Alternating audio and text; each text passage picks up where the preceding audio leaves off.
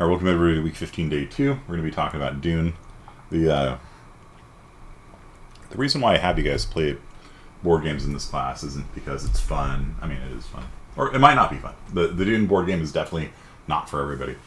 The reason why we do this is so that we can learn to think about games rationally and like pick apart what works, what doesn't work, what we could do differently, what mechanics do they use, and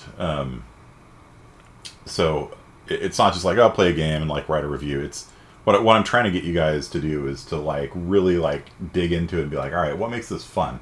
What makes it boring? What makes it work? You know, what could be tweaked or improved upon? And Dune is one of those games that has thousands of house rules for it because everybody has a different idea for how it could be improved upon. Because not everybody likes it, but a lot of people like it. But then they say, okay, we need to. Been adjusted a bit weak early game, so maybe we'll give them the ability to start with 3 troops instead of 1. You know, like people kind of tweak the game in different ways. Because if you look at the win rate of the Bene Gesserit, they have the lowest win rate of any of the civilizations. So, you know, maybe you give them an extra spice income a turn or something. You know, and so turn those dials a little bit. You know, Bene Gesserit are the weakest, followed by Atreides, which really surprises me because Atreides has a massive advantage in the game. They're the only people that know the cards that people have, you know, and they can control. They're the only people that know what they're bidding on. It's such a massive advantage, but they can just get overwhelmed by the money that the Emperor has or the money that the Trading Guild has.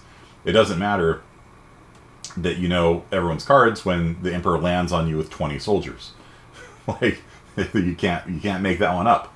You know, like your guys are just gonna die. And as long as a person lands on you, it doesn't even matter that you can kill their general or whatever, you know, because, you know, the best general of the game is 7. And so if they beat you by more than 7 and they're willing to throw all of their troops away, they can just crush any army you have. So, you know, as it turns out, the Bene Gesserit are the weakest, and the Atreides, which was really surprising to me, are the next weakest in terms of win rate across thousands of games. Not what I've guessed. Now, the student here who's writing this essay made an interesting observation, which is that he used to do board game nights with his friend, and they would play Cosmic Encounter. Guess who made Cosmic Encounter? All right, he's not here, but why don't you guys guess who made Cosmic Encounter?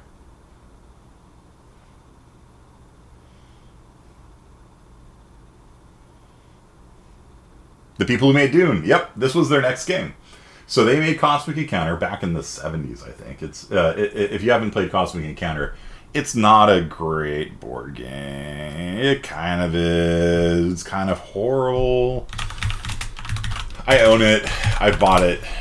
I bought it when I was in high school, and I lost it somehow, so I rebought it because I kind of like it. And then I bought all the expansions for it, so I can't really dog on it too much. 7.5, I think, is generous as far as score goes. It's not a great game. Basically, you're playing aliens, and you see this giant deck here. Let's see if we can zoom in. These are all the different species you can play in the game. And so you get dealt 2 species cards, and you pick which one you want. And each of the species cards breaks the rules in a different way. For example, one of them is the loser, and you win a combat if you lose the combat. And so you want to go as low as possible on your troop strength, right? And another one has the ability to reverse the digits on a card. So if somebody plays a 40, you use your racial ability, and that turns into an 04. And so each of the species has something that just completely breaks the game. And the trouble is that some of the alien races are too strong. Like, they're just straight up too strong. One of them is every time somebody else wins a battle, you win a battle. And all you have to do is win 5 battles and you win the game. And so it's just like, how do you not win the game? Because you win when anybody wins. The parasite. And so people have to actively suppress you and like every time you win, like somebody has to attack the planet that you just picked up for free and pick you off. It's just such a. It's just. Yeah, some of the races are just like ridiculously overpowered, and the game relies on kind of the diplomacy element because you know there's 6 players and you kind of choose who you pick, sort of, but not really. You kind of flip a card and you're like, we're attacking green this turn. So you can't really choose who you attack, but you can choose to partner with other people, and if you win, they win too. And again, if you win 5 times, you win the game. So there's like a diplomacy thing, and you've got your units that are stacks. Look, it's like Dune, right? And the people who made this went on to make Dune. So they liked this idea of having highly asymmetrical play. How like, you know, let's see if we can see some of the other cards here. The Hate, that's the name of the alien race. And so you're dealt 2 aliens, you pick one. So Hate, you have the power of Rage. At the start of your turn, use this power to force every other player to discard a card or lose ships. So first you discard a card, and then everybody else has to discard a card too. Or you take off 3 of your ships, and let's see, or they either discard or lose 3 ships. If you discard an attack card, they have to discard an attack card of higher value, equal or higher value. And if they can't, they lose the ships. So like that's your racial ability. So every turn you get to play a card and force everybody to discard attack cards. You have a power of revenge. After this, you give a grudge token. Every time you invite somebody to ally with you and they don't ally with you, you give them a grudge token. And then if you win, every person with a grudge token discards it and loses a ship. And if you lose the encounter, then they lose 4 ships. So if you invite somebody to ally with you and they don't, they either lose 1 ship or 4 ships depending on if you win or lose. And so it's like, you better ally with me. You better ally with me. So, you know. And then there's all these like cards, and you can kind of see the echo of this in Dune, where you've got these wildly different cards and racial abilities and things like that. So for example,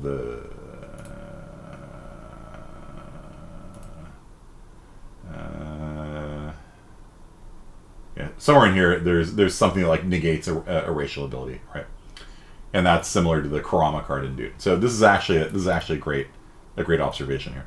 So they took Cosmic Encounter, which has hundreds and hundreds of aliens, and they boiled it down to 6 for Dune. And they really kind of designed it so that they each play differently and uniquely. Like, it feels like a very different game when you play the different factions. And, you know, when you play as the Emperor, it's just like, oh, come to me, money, come to me. And then when you ally people as the Emperor, you could give them money to buy cards, right? Because you can always give money to people. So, like, let's say the Harkonnen want to buy a card, and they're poor. You're like, oh, here, have $10. And they bid 10 on it, and everyone else passes, because they're like, I'm not spending $10 on no card. And then Harkonnen buys it for 10. Guess who gets the $10?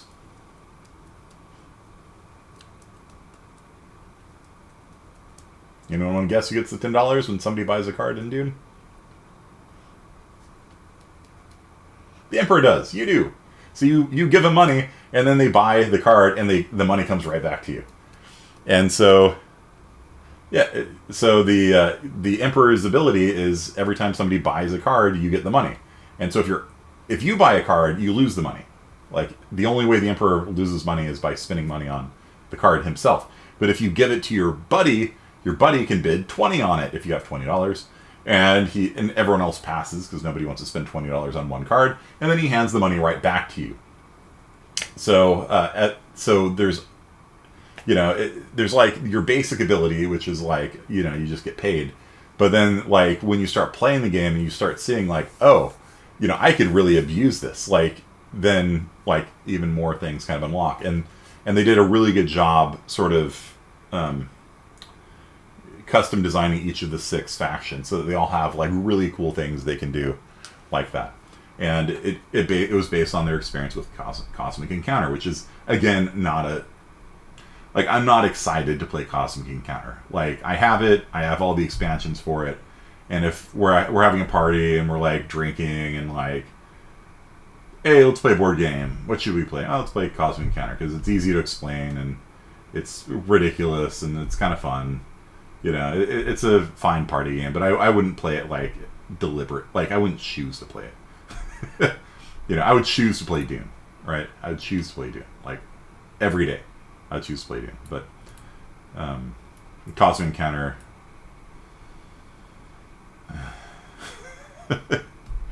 Okay. Gotta love that card. Overpowered things. Yeah. Mm-hmm. Yeah. So in both. Yeah. So yeah, that's actually a great observation by whichever student this is, who's not here right now. So hopefully you'll watch the video. Every class has a meaningful impact on the game. Lots of ways of strategizing. A lot of replayability. Yeah. Like the person who made the remake, the Gale Force 9 company, which is most famous for making spell cards for D&D. Like if you've ever played Dungeons and Dragons, you've probably seen these things. This is made by Gale Force 9, so it's like you got your spells, you just have a quick reference, and you're like, okay, fireball, there you go. And so if you're a wizard, you've got your spells prepared. You just have them in your hand, be like, all right, fireball, take 8d6 damage or whatever, And so they got those for each of the different races and things like that. So that's the Gale Force 9. But the person who made it, the person who owns Gale Force 9 is a giant Dune nerd. The Dune board game nerd. And so, is that coming? That's coming. That's coming. Got 2 more factions coming. That's exciting. So, that's the new... And there's another one. They made another Dune board game that's completely different from... Oh, no. No, that is this one. It just looks completely different. Oh, they must have re-released it. Oh, that's interesting. They just came out with a new version of the board game that has the artwork from the movie instead. Yeah, so the guy who owns Gale Force 9 is a huge Dune board game nerd. He's played the game over 500 times in his life. So, that goes to show you how much he likes that game. And he's always, and some of the people in his company have played it over 1,000 times. And they log all of their plays. So every time they play the game, they write down, the players and the outcome. And, okay,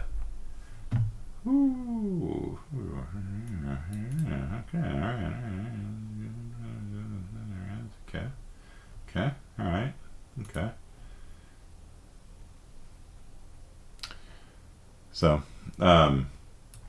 so they went to the people who had the rights to the board game, and they're like, hey, we would like to re-release it because, people still play this game, even though it came out in 1979. We'd like to re-release it. And they got the rights to it. And they talked to the original people who made the rules, and they talked to the original artists, and they got the rights to everything, and they re-released it a couple of years ago, and it's been pretty, yeah, that's that one. And then this is this the worker placement game? I think this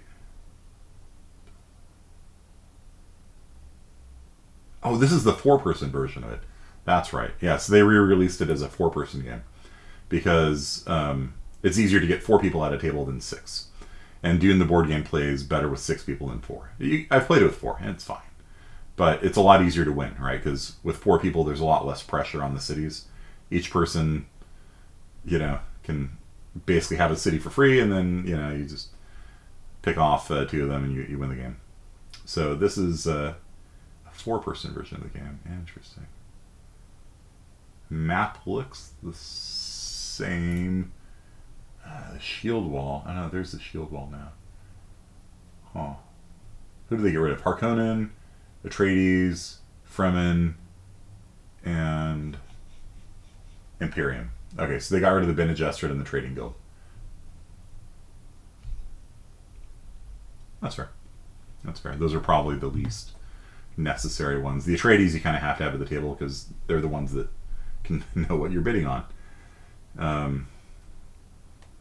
Interesting. Yeah, I'll have to check on that. All right, so let's see here. I like how it handled combat. So the combat system in Dune, where you bid the number of people you're going to lose, is an interesting mechanic. Because normally when you win a battle, you just the person who loses troops and you win, right? Is how it works in most board games.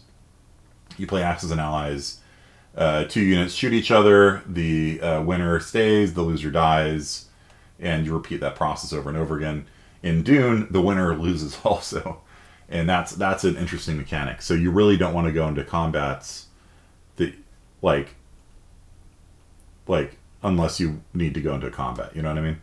Because even if you win, you lose because your armies are going to die. So that bringing troops back from the dead, we haven't gotten into it because we've never played for that long. But when you got 15 people in the tanks and you get back 2 per turn and a third one if you pay $2 for it, that's a long rebuilding process to get a big army back built up again. So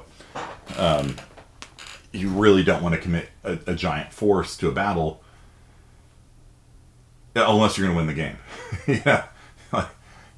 You keep that in your pocket, and and you only commit your troops like when you need to, and the rest of the time it's very common for people to just bring a couple troops down onto the planet, skirmish. You drop 2 people on a city that has 5, and you hope that you can like pick off their general and pick up the planet. And if you don't, you lose 2 guys. Who cares? And then the next turn you get your 2 guys back. And so people kind of probe and try to figure out which traders people have, because that's a big part of the game. You want to find out which one of your people are a trader, or multiple ones if you're unlucky. You want to figure out what weapons and shields the other people have, and then like hopefully you're like, okay, he's got a poison, I've got a poison antidote, okay, now I can go after him, and things like that. So there's a lot of like that going on too. You could use more treachery cards to do more than providing offense and defense. Yeah, the expansion pack that I have has more stuff in it. But I think the game as it is probably complicated enough, as Seliki saw. It's a complicated enough game as it is, but yeah, they did release more treachery cards as part of the expansion pack. Bidding phase, game spins way too long. Yeah, I don't know why it took so long. I think it's maybe just the website, because like every time a new card comes up, the host has to hit okay, start the next bid, and allow people to review the bids. And like when I played in real life, it's just like we deal out the 5 cards. Atreides takes a look. All right, bidding begins. You 2, 3, 4, pass. Yours next, and we auction them off like that. For some reason on the Treachery Online website, it just takes a lot longer, and I think that's I made a suggestion on their bug tracking board to just automatically move on to the next phase, because and probably auto passing, like if you don't have enough money, like just to auto pass, because I don't know. I mean, technically, if you're allied with the Emperor, you get money. Yeah. I don't know. Okay. Front end can be fixed. Money and design. Yeah. Thank you, Diaz. Something would be nice. Yeah, I agree. Players can implement their own timer.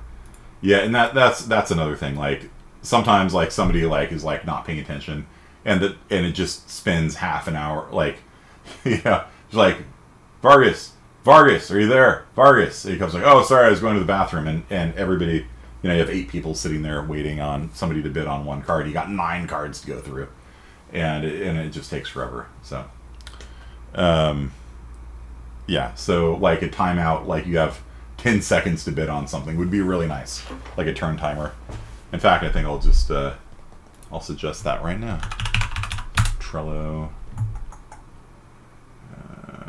Treachery Online. Let's do this. Let's submit a bug report. So that's actually one of the things that I would like to have you guys do, or have your assignments do. Release 125. So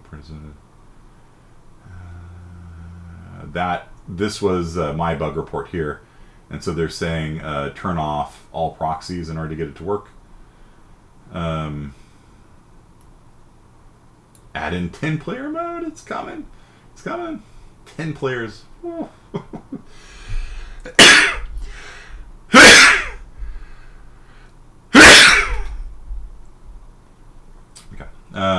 Excuse me. Bug report. Asynchronous. Let's add a card.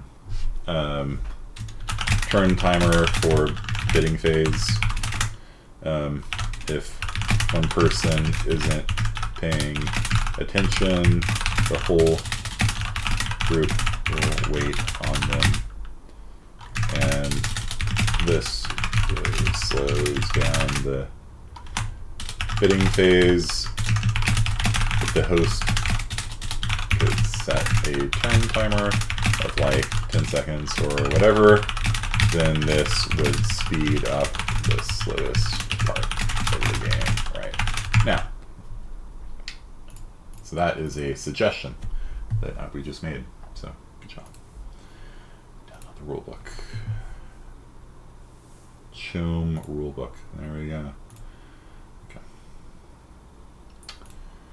All right. One last fact about the game I really liked is how bribery and farming alliances were part of the rules. Mechanics of board games is one of my favorite when implemented in the game. I really enjoyed this game when I get around to playing with my fellow board game enjoying friends. Yeah. So, cool. All right.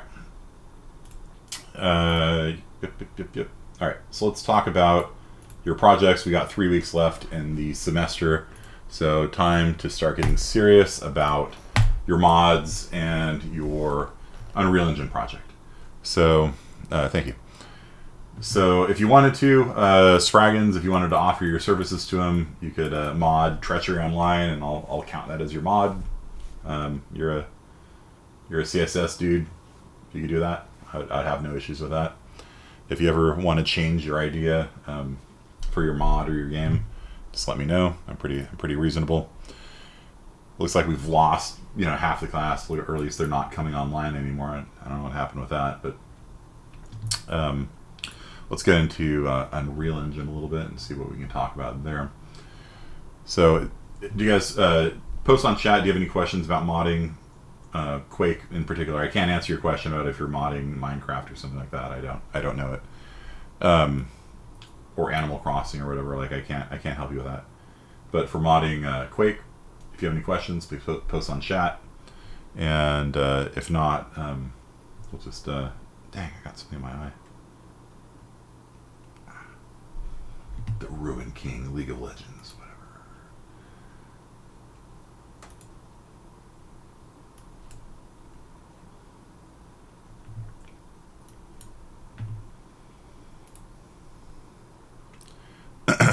I was actually wondering about taking out my monsters and have a 1 minute.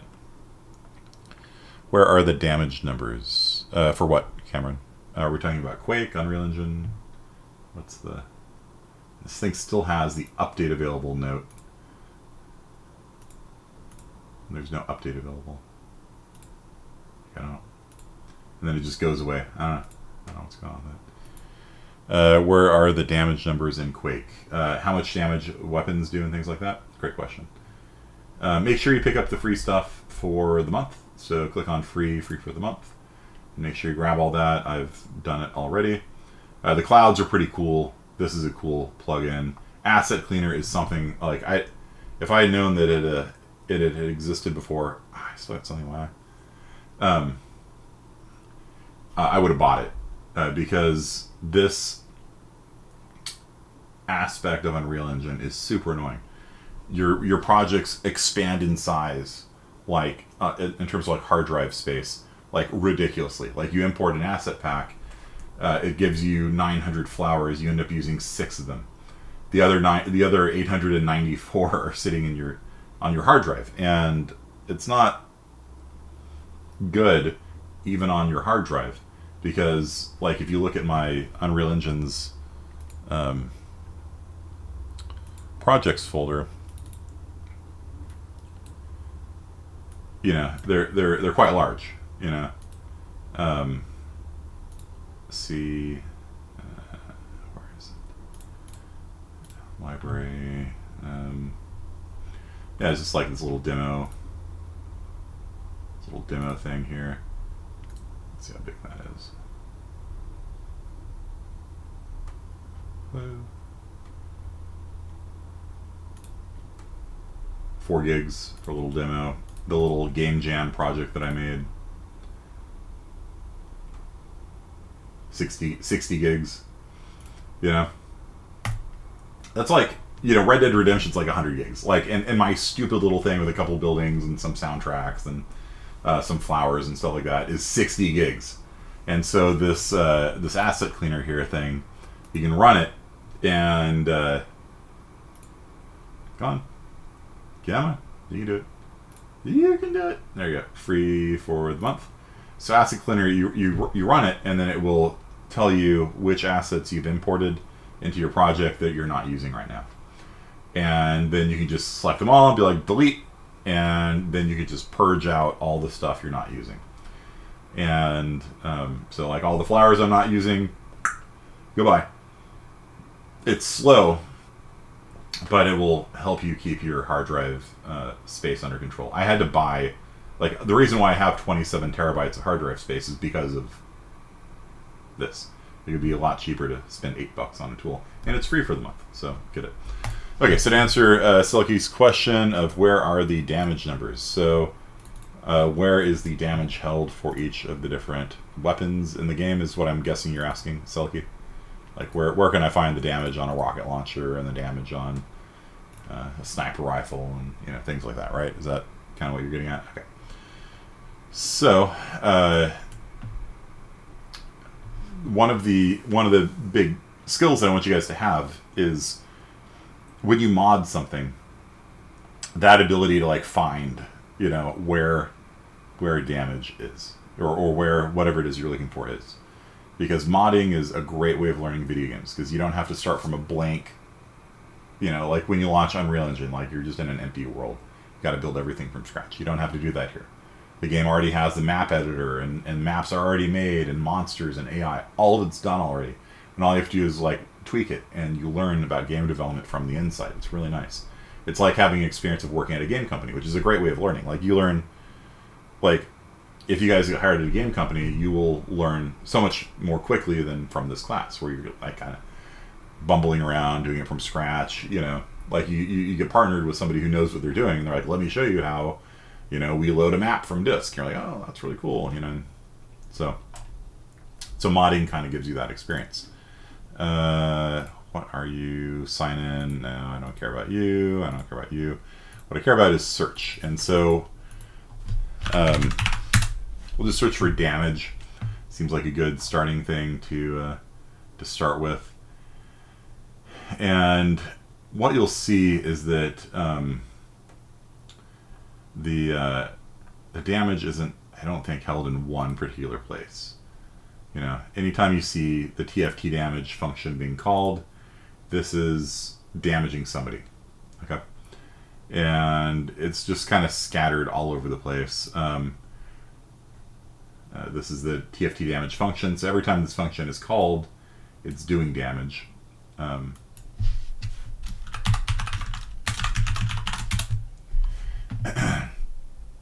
And so if you're looking for like rocket launcher damage, it would probably be under weapons.qc. There we go. And I would probably actually search for explosion or something like that. Let's see here. Fire damage, nail damage, shot damage, electricity damage, explosion damage. Let's take a look at that one. Missile touch. There it is. Okay. So you see how I did that? Or I could have done it other ways, right? But like I could have hunted down what happens when the rocket hits something, you know. Somewhere within there, there's going to be a number that holds the damage, and that number is right here. It's not held in a constant anywhere. There's not one easy to edit file that will you can just go through and double all the numbers or something like that. You're gonna have to hunt it down. You're gonna have to document it for me, Silky. Like which weapons did you change the damage on, and how much, and why? Right? Like if you were to change this number right here to 920, well, that would be a thing. You know, it would be OP, you know. But at least you might start with that just to see if it works, you know. And so remember how to compile it. So after you change your thing, hit save, and then inside of the directory there is a file called make.bat. That. And if everything runs correctly, it was on the other screen, it just finishes, and it puts the updated thing in the right directory. Or did it? No, this is in the different directory. Sorry. Yeah, this is my official Quake directory. Let's not do that. This is the one for that I actually release.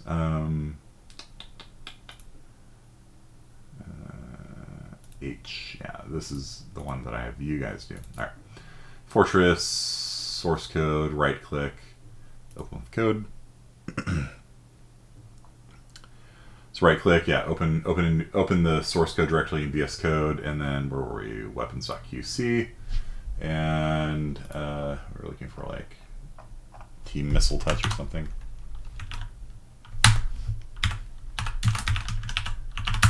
There you go. And so we're going to change our damage from 92 to 920. Save, and I'll just minimize this. And then inside of the directory, there is the make thing. That's how you build it. Don't forget that. Everything worked fine. So if we come back up into the Fortress directory, you will see that the file has been updated, 1018, 214. There we go. The mod has been modded. Come up into the release directory, launch the server. Server launches just fine. Launch the client.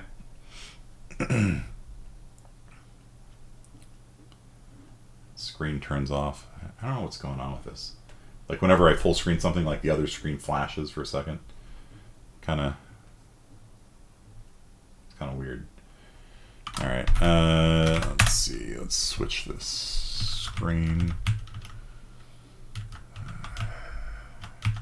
Video options, window, 1080.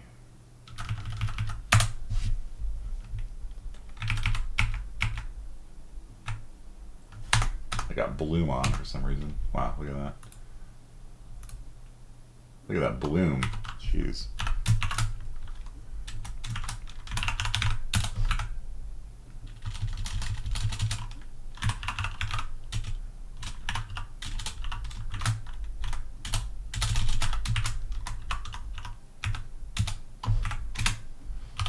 Okay, bloom is off now.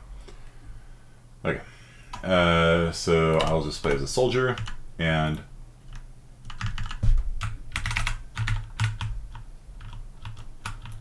I kill myself. Why? Because I'm doing 920 damage now. So once invincibility ends, you can see even with a rocket that far away, because the radius increases the more damage you do. Look at that. Look at that tilt. Ah, that just drives me crazy. Ah. Even that far away, it kills me. Let's see.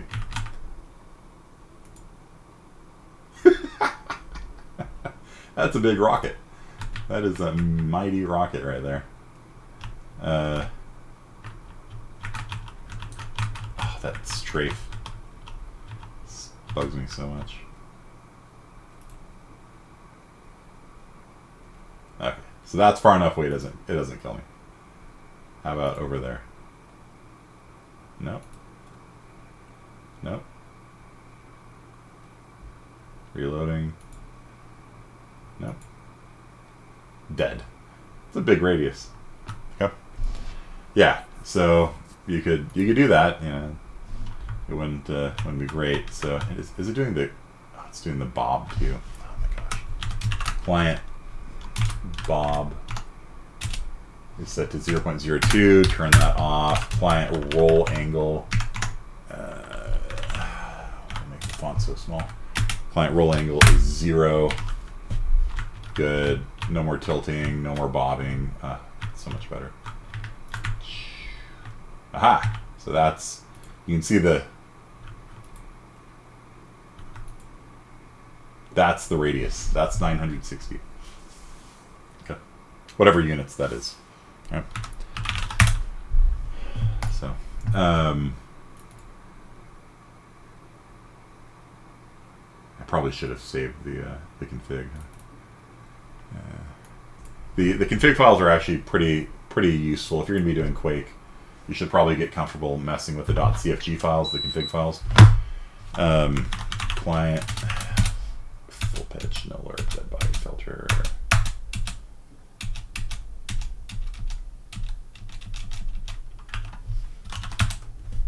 That sets client bob to 0 and roll angle to 0. Or if it's just not using it or something. Oh, whatever. So come back into source code, And let's isn't modding a lot of INI and CFG files? Yeah, that's what a lot of modding is. Like, a lot of these, things are just held in a .config file somewhere, and you're like, there's the thing I'm looking for, and you change it. Source code weapons.qc, and so I had a 960 in there. What was it? T missile touch 920. Sorry.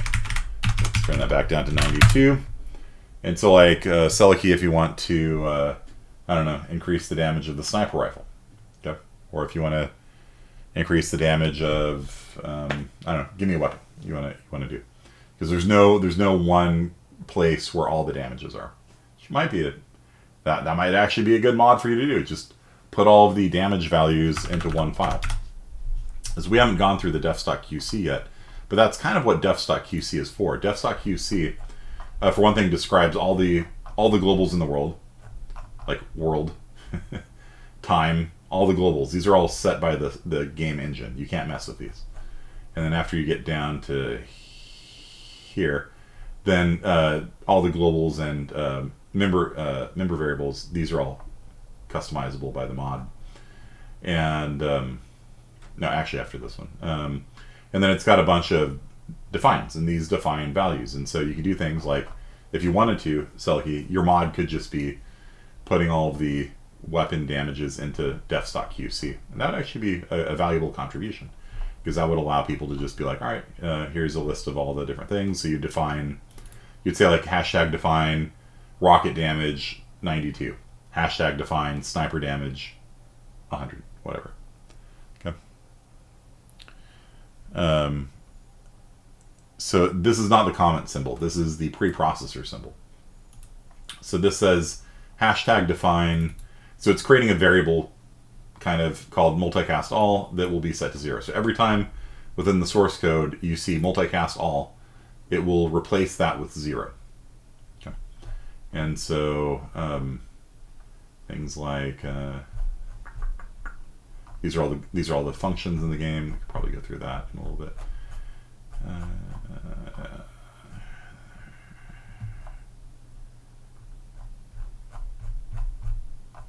Yeah, so like here's the list of different classes to play as, right? So you can play as a scout, that's option 1 on the menu. The sniper is option 2, right? And so all those things are held somewhere, right? And they're usually held in Defs.qc, but not weapon damages. So what you could do is do something like this. Like you could define, hashtag define, rocket, I'd probably do this way, damage rocket to be 92, like that. And then inside of weapons.qc, change that to be hashtag damage rocket. Like that. And that's, so I've not made any changes to the code technically, because every time hashtag damage rocket appears in the code, it will do a search and replace, save all. And so every time hashtag damage rocket appears anywhere, that will be substituted with a 92. Okay. Okay. Can I do that even though I already did a mod proposal? Sure. Yeah, just put all the damage values in one place. Sure, absolutely. I'll even incorporate that into the official mod, Cameron. So that'd be a definite contribution. Okay. Editor cursor style line. No. Yeah, no, I don't like underline or that. Yeah, I'm used to the terminal. The block is the way to go. Okay, so any other questions about mod project, how to do stuff?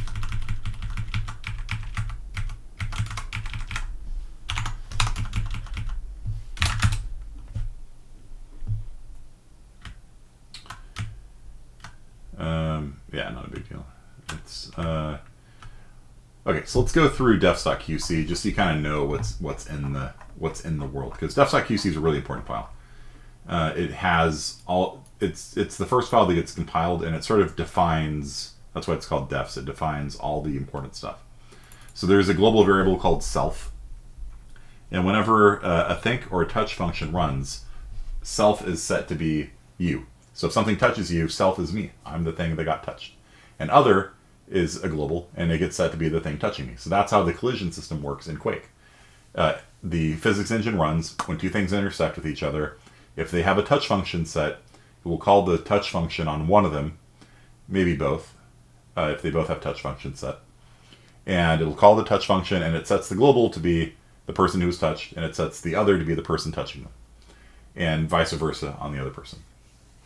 So an entity is an actor. This is the Quake term. This is the Quake term for an actor. All right. In Unreal Engine, an entity is anything that can be created and destroyed in the world, and it doesn't even have to appear in the world. Like an actor in Unreal Engine doesn't have to appear in the world. You can have invisible actors in Unreal Engine as well. And all the entity is a number. So entity is actually just an index into an array. They have an array of all the different things in the world. The array is of size 500-ish, something like that. A little bit less, I think, like 480 or some random weird number like that. And so that is the maximum number of things you can have in the world. Every time you create a grenade, that's one of the slots in the world. Every time you shoot a bullet that's not a Traceline, that's a slot in the world. And so you have to be very careful to make sure you don't exceed the maximum number of entities in the world, which is 300 something, because like 100 of them are reserved. So like the torches on the walls and things like that. Like when you load a map, like all the torches on the walls, those are all entities as well. The flag, So the game itself eats up about 120 of them. So you have roughly like 350 entities that can be in the world. Each player is an entity.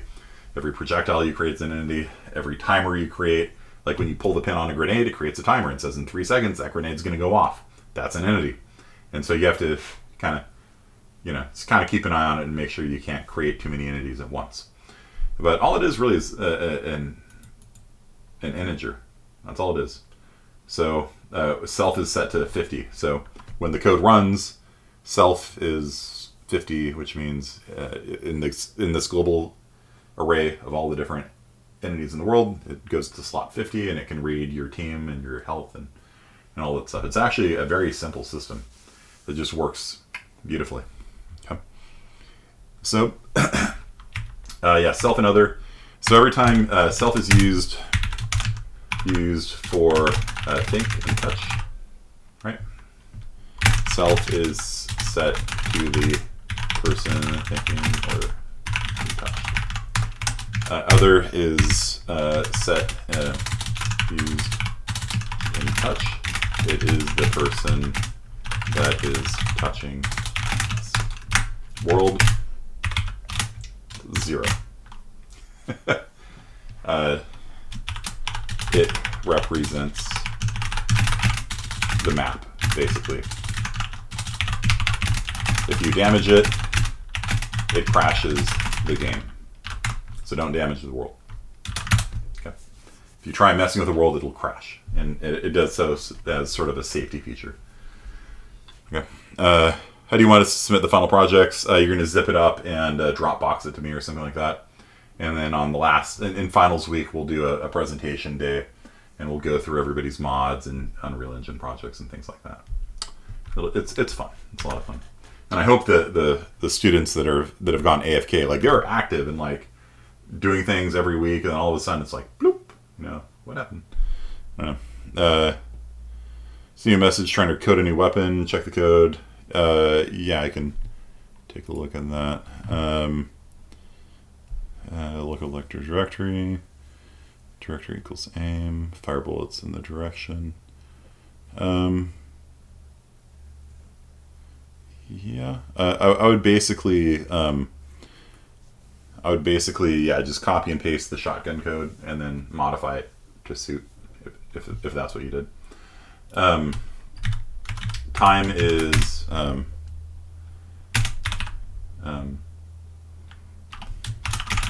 long it has been since the game launched. Monotonically increase it. So time starts at 0, and it just goes up, and it's a global. And at any time, you can just check the current time, and if you want to think again in 2 seconds, you say self.nextThink equals time plus 2. And then the AI or whatever it is you're writing goes to sleep, doesn't do anything for 2 seconds. 2 seconds later, the engine wakes it up, calls its think function, says, "Hey, wake up, do your thing," and the AI can like look around and whatever. Oh, nothing there. All right, self.nextThink equals time plus 2. So it's just a global, and it always increases. Okay. Frame time is delta time since the last frame. Useful, obviously, if you're doing things that happen per frame, like damage per frame, you need to normalize, multiply by frame time. New miss is a global that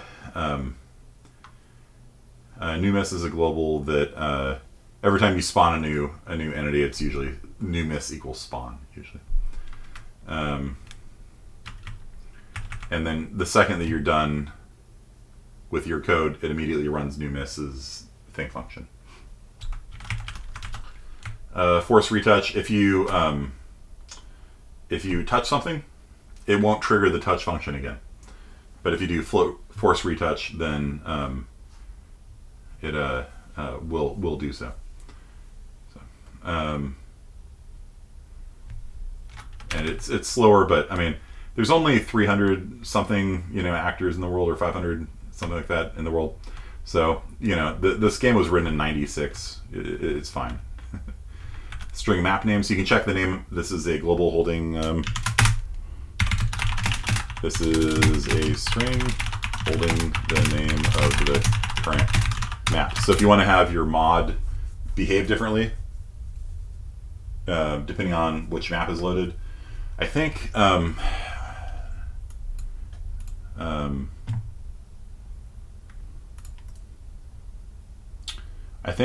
there's actually one instance of that in here, because it's kind of bad design to have your code act differently. But I think there's in one part of the code, if the map name is Hunted R, that's the one where you're killing the president, then it kind of overrides something, and if it's border, then it overrides something. So there's actually specific. Yeah, here's a note from me. This is pretty hackish. So if it's like the mod itself, kind of overrides it. So like basically the red team does half damage to the yellow team, is what this does here, because there's kind of no way of doing that otherwise. I mean, I guess we could make one, but basically, if you're playing as Hunted, then the bodyguards do half damage to the president to avoid killing him accidentally. So, where were we? We were in Defs.qc.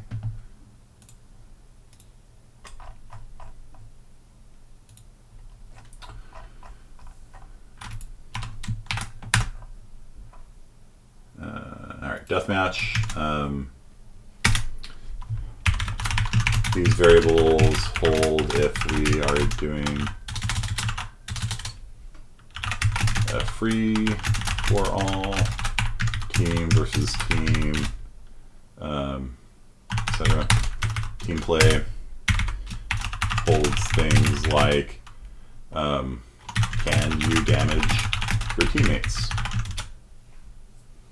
There's a lot of options for that. So you can do half damage to teammates, full damage to teammates. Usually when you're playing a professional match, you do full damage to teammates, because otherwise people will sit there and just spam grenades, and the teammates will just sit there and stand in it.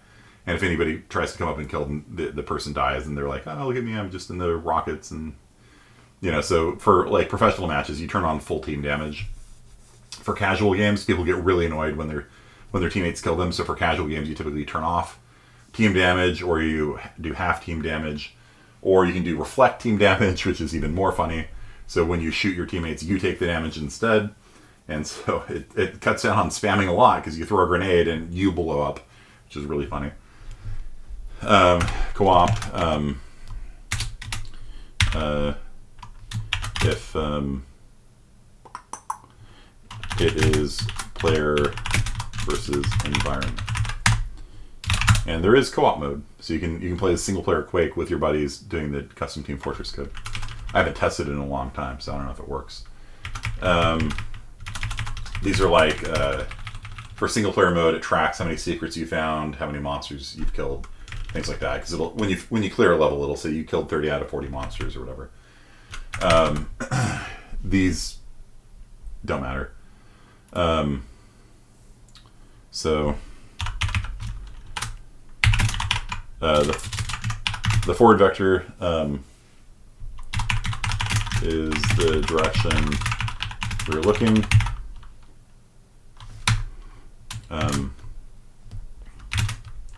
Up and right are at 90 degrees to it. These globals are set by make vectors, usually with the angle.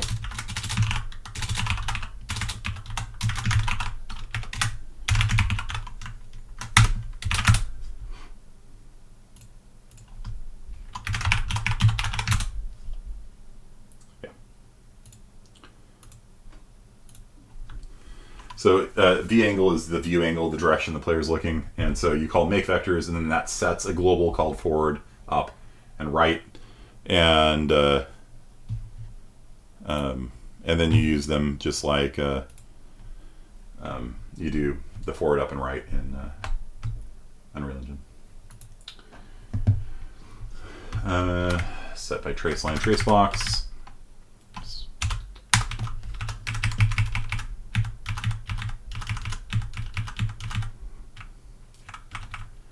These are basically the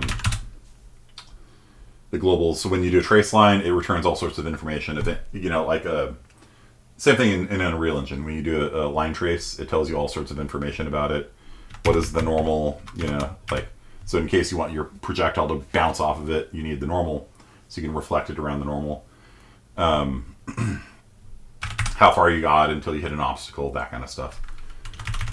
Most importantly, who did I hit? So if you do a trace line, you check to see, did I hit a player? If you didn't hit a player, it's set to world. So world is returned anytime you don't hit something. So if you hit somebody, though, then you inflict damage on it. It'll tell you, is it in water? Is it open? That kind of stuff. What's the point that it hit? So it's the same thing as in Unreal Engine.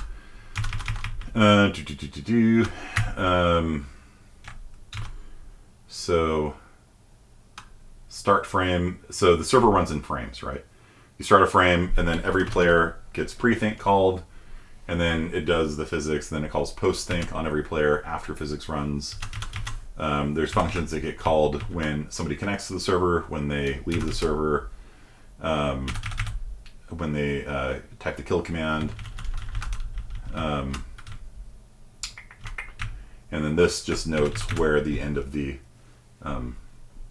globals are. Down here,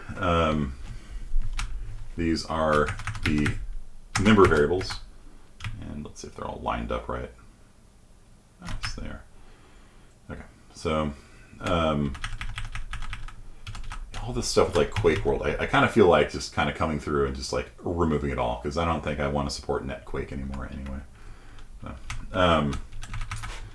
So these are all the system-defined variables. So every entity in the world will have one of these things. When you see a dot float like that, that means every entity in the world will have one of these. You can't modify this list because this is all the system set stuff. So all the system set stuff you can't mess with. Do not send prog code maintained by C code. Yeah. So these things you can't mess with directly. There's functions called set origin and set bounds and things like that that will do that for you. You can't just set them directly, or it'll break everything. And so it contains things like, how does it move? This is the physics. Like if it flies or bounces or whatever. So some great comments I'm making here. Solid, can it intersect the world? Origin, its location, that's its location or position. Velocity, how fast it's moving. angles, what direction it's pointing in. Angular velocity, how fast it's spinning. Class name is it a grenade? Is it a demon? Is it a player? That's how we do object-oriented code in C. Okay. Model is it's model. Like, this is actually what draws on the screen. So I probably should just go through and just comment all of this stuff and post it for you. Skin, you can have the same model with different skins. You can have a red skin and a blue skin for different people. Frame is the animation frame. The bounding box that it's going to collide with. Its size. Its touch function that gets set by you, and so when it touches anything, it'll call that function. Use is not used, ironically enough. Its think function gets called whenever you if you ever set the next think variable here, then it will at that time, when that time elapses, then it calls the think function. So touch and think.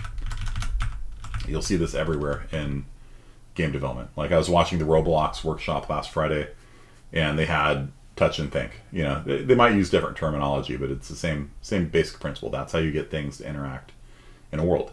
They can interact in very few ways: by touching something, colliding, by thinking. So periodically, wake up, do something. 3 seconds from now, explode, that kind of stuff. Or by doing trace lines and things like that. So that's basically your basic ways of interacting with the world. So if you set next think to time +2, in 2 seconds it will call self.think. Okay.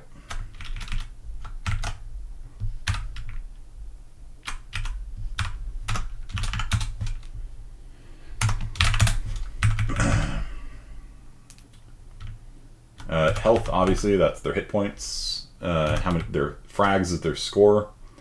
Weapon is which weapon they have out.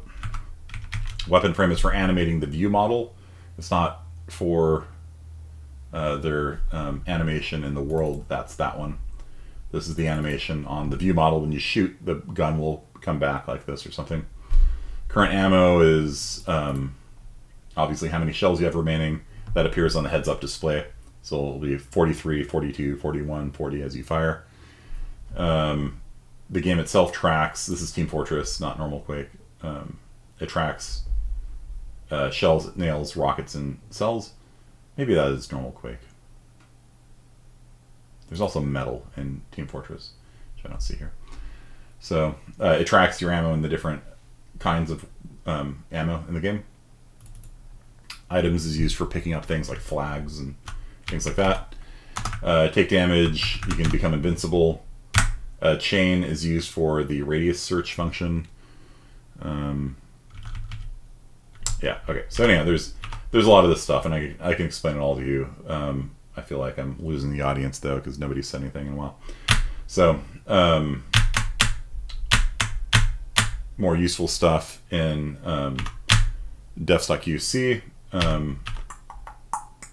There's a lot to this. I mean, it's a big thing. Is the list of functions. These are the things you can do. Okay, in Quake, these are the things you can do at the lowest level, because this is where the QuakeC code interfaces with the server code.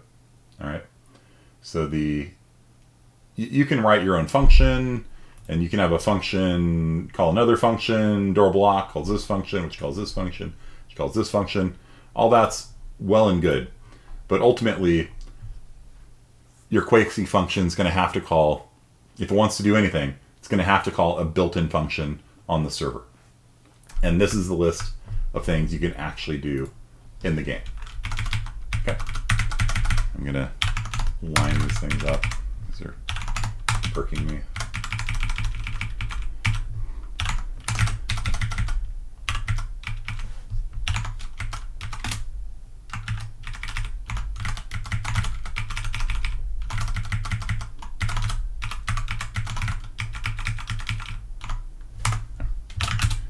So, make vectors. Given a view angle, it sets the global variables forward, right, and up, so you can see which way's forward, which way's right, which way's up.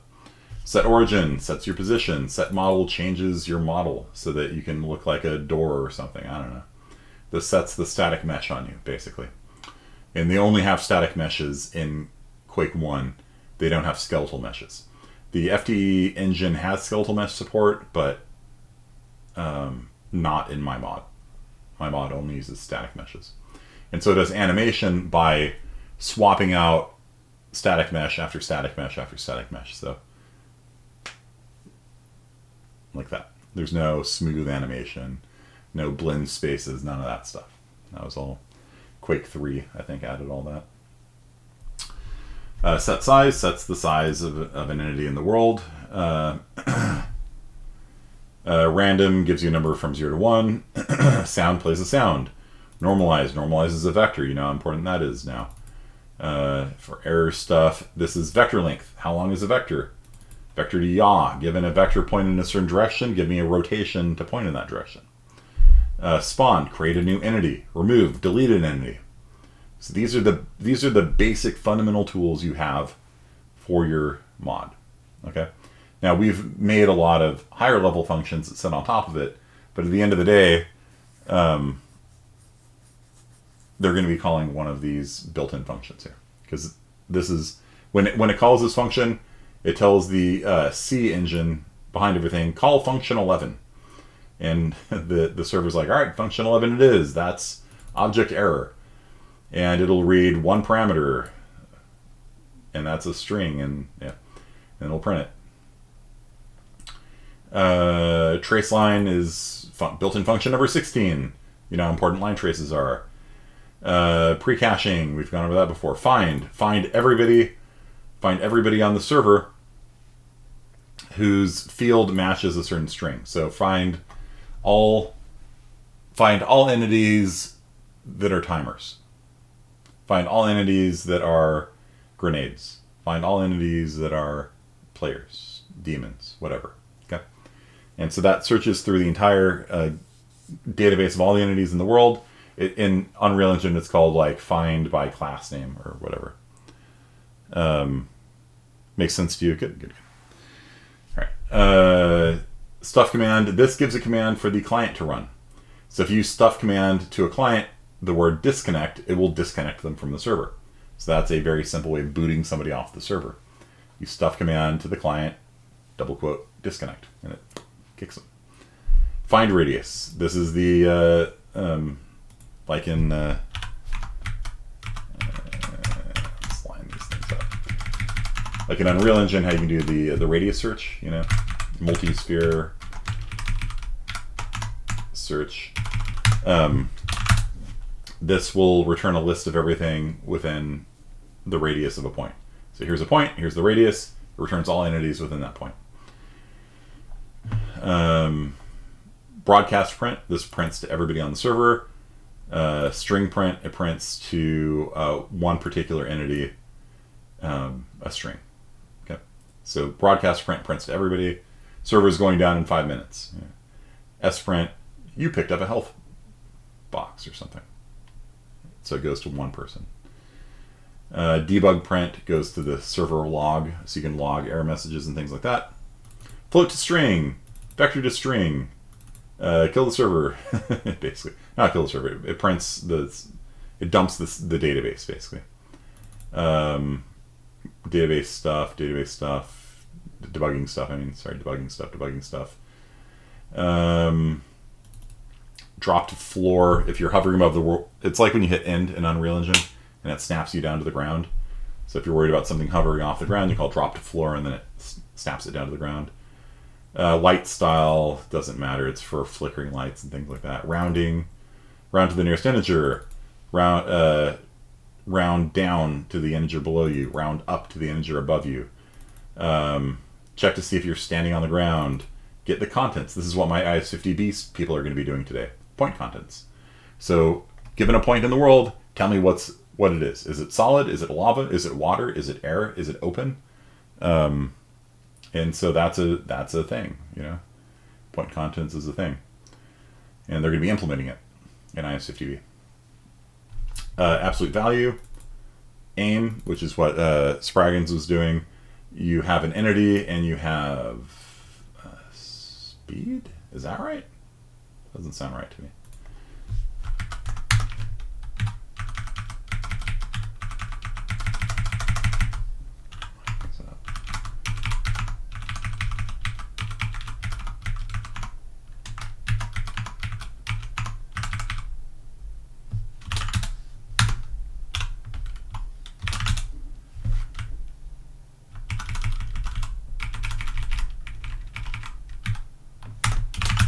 Take a look at aim. Aim is used for auto aim, which is usually disabled.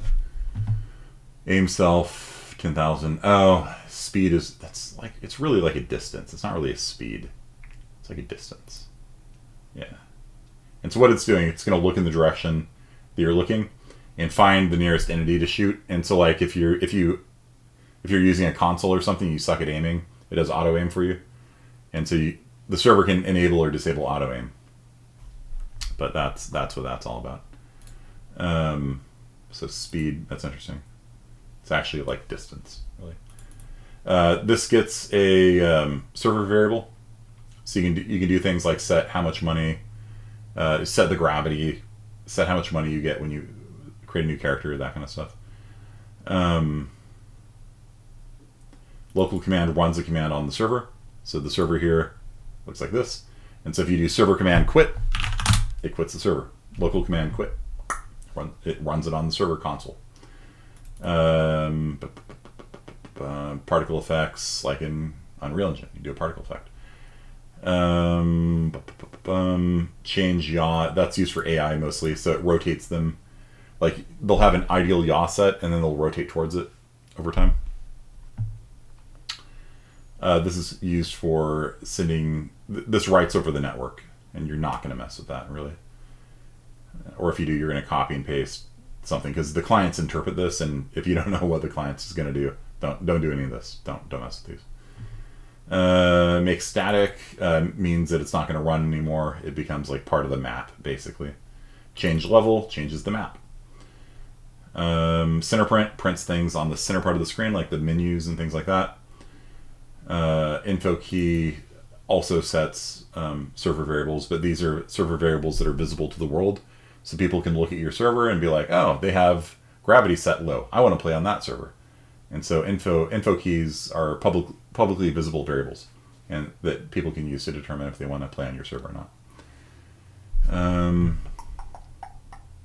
This is stuff that often used, and this is one of the reasons why we're kind of stuck with the server we have, because these don't exist on other servers like FDE server.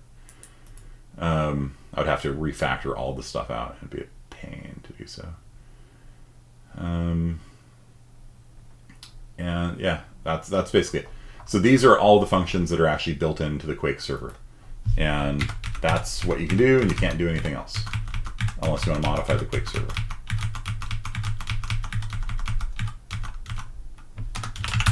Save.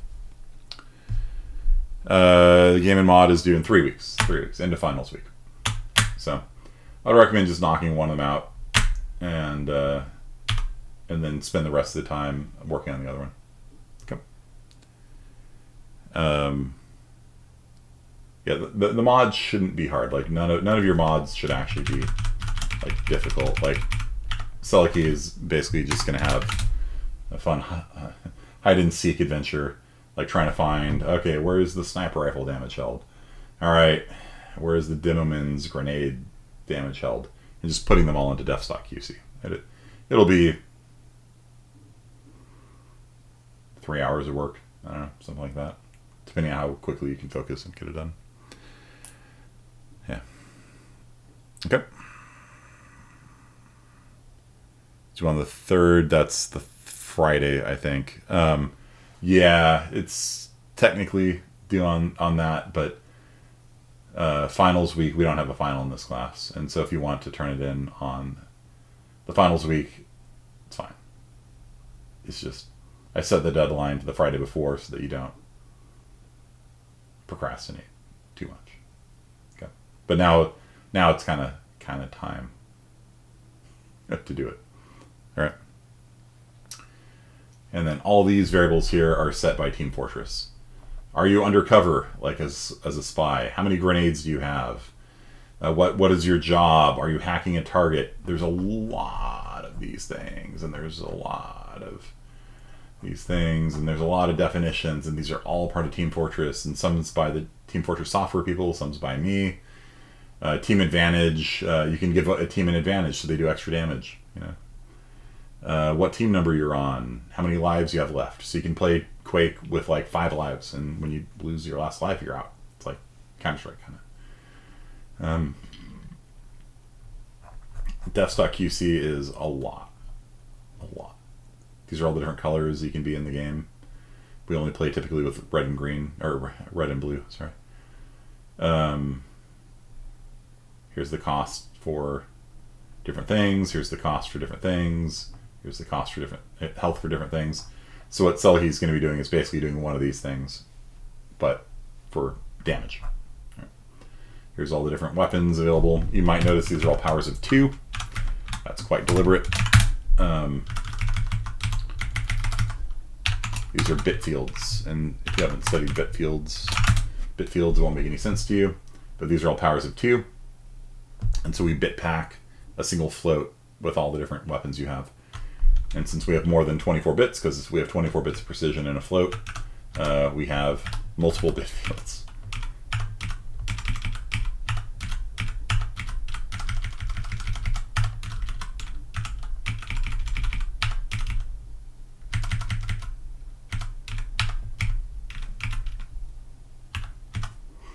These are all the different options of things you can buy in Custom Team Fortress.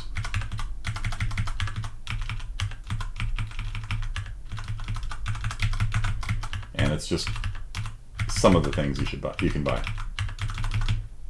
Because we ran out of bits, and so we moved on to the next one. All these things are not lined up right. It's so frustrating.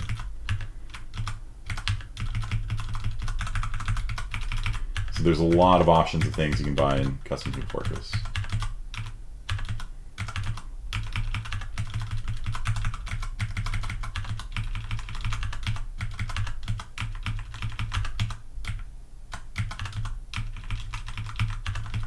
And then went around a room again, and then we moved on to the next one, custom TF items 2, and more and more and more and more and more and more and more. So it just kind of keeps going for a while.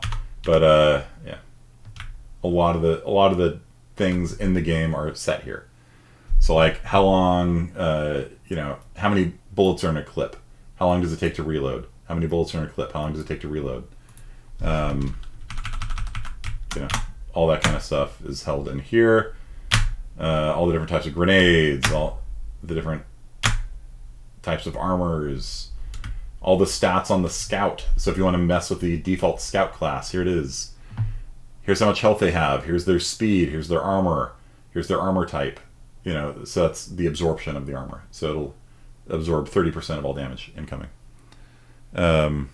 Use a formatter. Yeah.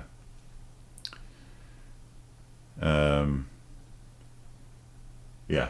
I do try to comment everything. You can see that the id Software people do not, right? So the id Software people had no comments on any of their stuff, which, I mean, you know, more power to them for doing this, but it'd be really nice if they had actually documented it, you know, so I don't have to document it for you, you know, because they wrote it, you know. All my stuff is documented, you know. So here's how much it costs to build a turret, how much it costs to build a sentry gun in terms of metal, you know. So most of the stuff, you can actually mod my mod from just Defs.qc. You know what I mean? Like if you wanna change all of the core classes, the scout, the sniper, you can actually make a pretty significant mod just from modifying this file. How much does it cost to build a sentry gun? How many shots do you have before you reload? Like a lot of values are in here. You know, how much armor does a engineer have? This is the president in Hunted. How much health do they have? You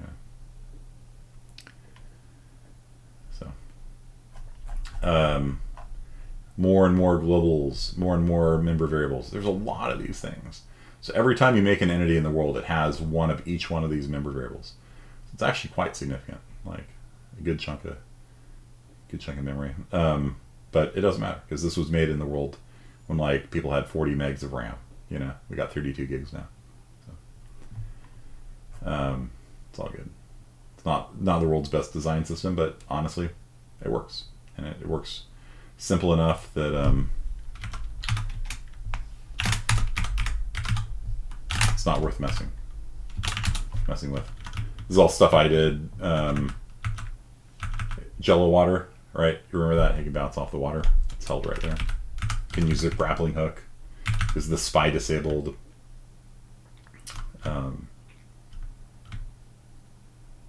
These are all the different death messages if you get shot and killed. Map voting, and that's it. So there you go, 2,700 lines of code in one day. You're welcome. See you guys on Tuesday. No class next Thursday because it's Thanksgiving. For your homework, I don't know. What do you guys want to do for due on Tuesday? I'll let you do it because a lot of you didn't do the Dune. About half of you didn't do Dune. Toss out an idea. So I kind of feel like going through this today. I kind of want you to mod Quake at least once in your life. So,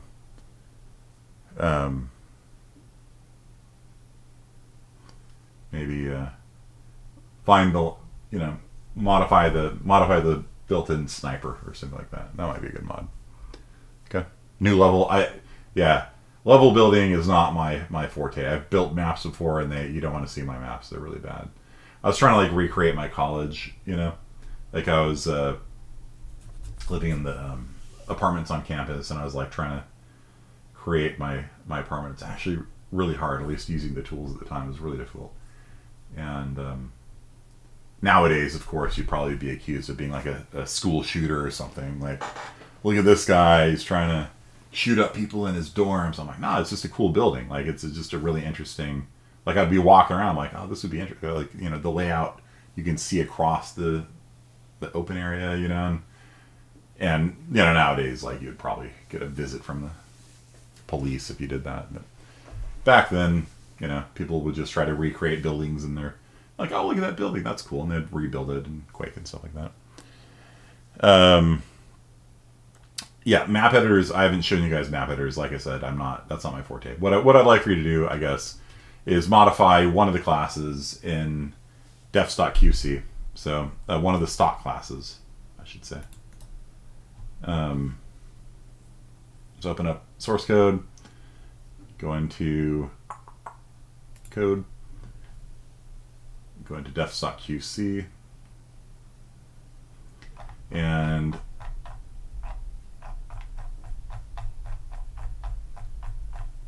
within here, you will see a bunch of things like PC Medic Max Health, PC Medic Max Speed. I want you to modify one of the classes. And so all you have to do is just edit the numbers. That's it. Save it, compile it, run it, screenshot it, call it a day. Okay.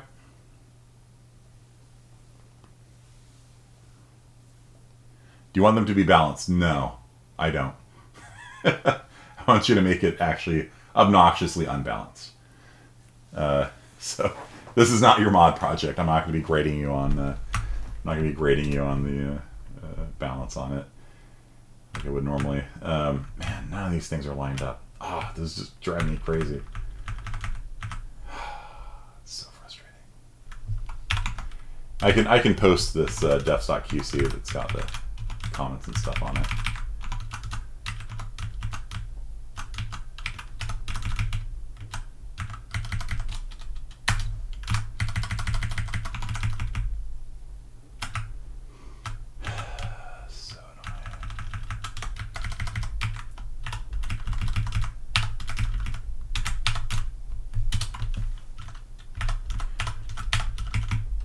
I don't know why the formatting's all screwed. Actually, I do know why.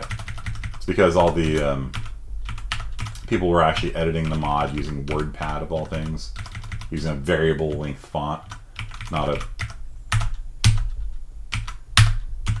a font like any normal person uses with fixed width. Nope. variable width font for text editing. Nothing lines up right.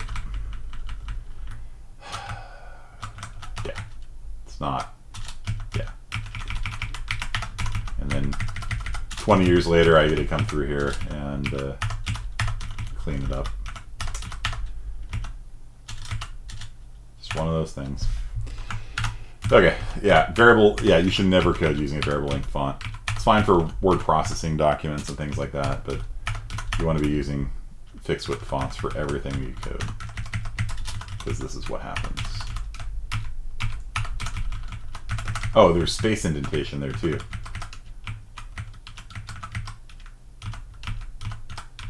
No, never mind. It's a tab. Okay. I was about to flip out. They mixed space indentation and tab indentation. There's an extra space at the end of the line too. Who wrote this code? Oh wait, I did. At least I'm partially responsible for it. I don't know what degree of responsibility I bear on this, because so many people have touched this code over the years. I'll upload this onto GitHub. That one's lined up. That's nice.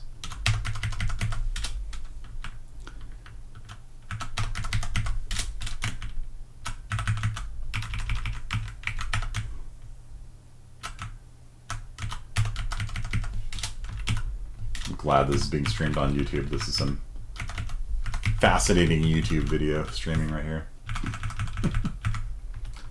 We get millions of hits. Fixing formatting. There's probably some niche, you know. There's probably some group of people that all they do is watch YouTube videos of people fixing formatting of bad code. It's like the ASMR for programmers. It's just very soothing and relaxing to watch people fix formatting on things. All right, that's it for today. I'll throw this up on Discord, and then I will push this onto I'll push this onto the GitHub as well. And hopefully it doesn't break anything. I should probably compile it first, shouldn't I? Did that work?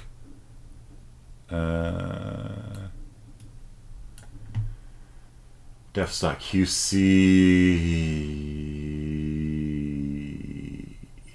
It's just complaining that I'm not using some of them. That's fine. Unused things are fine. Job done. Have a nice day. Time for compiler errors. Who wrote that? It wasn't me. It wasn't me. Okay. Good. So it compiles. I'm sure it's fine.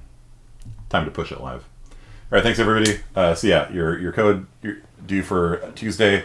Modify Defs.qc. Make a completely broken, unbalanced, and unfair mod for Custom Team Fortress just by modifying Defs.qc and nothing else. Okay? Screenshot it, put it up on Discord, and put it up on Canvas. And I'll see you guys on Tuesday. Okay.